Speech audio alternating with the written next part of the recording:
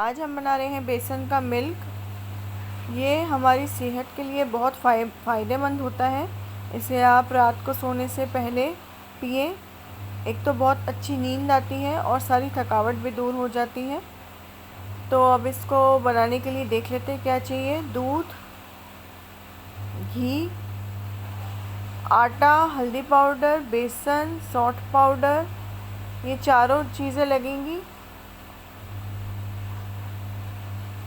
और चीनी।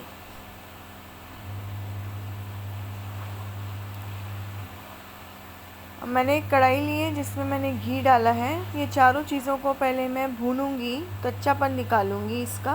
उसके बाद मैं इसमें दूध ऐड करूँगी। दूध ऐड करने के बाद आप इसमें मनपसंद कुछ भी आप इसमें ड्राई फ्रूट्स ऐड कर सकते हैं। इसमें बॉयल आने के बाद इसे गरम गरम सर्व करें और आलमंड से सजाएं।